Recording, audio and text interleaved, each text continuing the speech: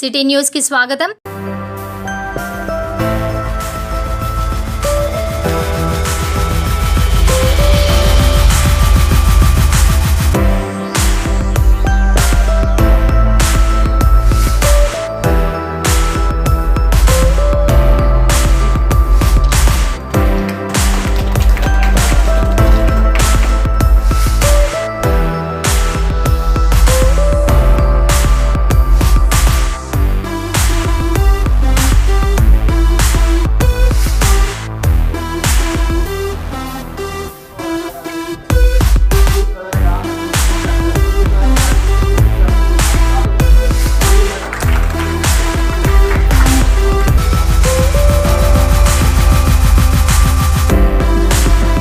ప్రధానంగా ఈ మీడియా సమావేశం ఏర్పాటు చేయడం కారణం మరి గతంలో మీ అందరి సమక్షంలోనే మేము తెలంగాణ బీసీ ప్రజా సంఘం బడుగు బలహీన వర్గాల కోసం ఏర్పాటు చేయడం జరిగింది।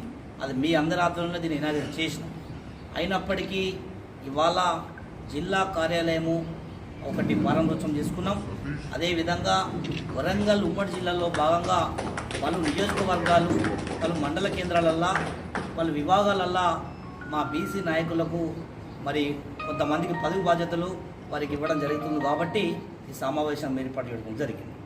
ఇలా అదేవిధంగా ఈ యొక్క కార్యక్రమం సందర్భంగా మీ ద్వారా ప్రభుత్వానికి నేను ఒకటి విజ్ఞప్తి చేస్తూ ఉన్నాం।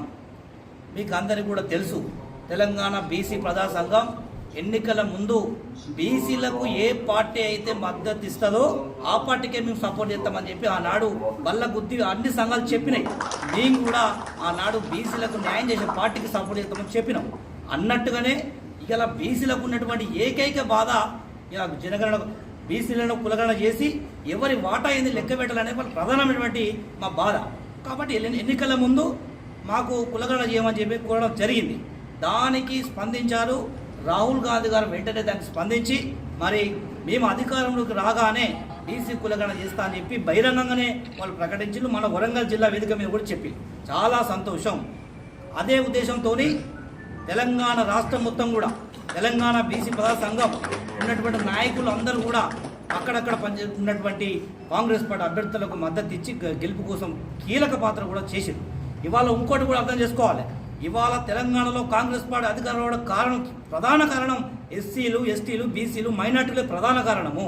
ఇలా బడుగు బలహీన వర్గాలే ఇలా కాంగ్రెస్ పార్టీకి పీఠం ఎక్కించింది। ఇలా అదేవిధంగా మరి అధికారంకి వచ్చింది, మరి మేము కూడా అధికారంకి వచ్చింది సమయము మరి చాలా తక్కువ సమయంలో వాళ్ళు ఉన్నారు కాబట్టి 1 month అయింది కాబట్టిగా మేము మళ్ళా రిక్వెస్ట్ చేస్తూ ఉన్నాం। ప్రభుత్వానికి గౌరవ పదంతో మేము కోరుతా ఉన్నాం, మీరు వెంటనే బీసీలు పడుతున్న బాధలను గుర్తించి మరి రానున్నటువంటి రోజుల్లో అతి త్వరగా బీసీ కులగణన చేయాలని చెప్పి మేము ప్రభుత్వాన్ని కోరుతాం।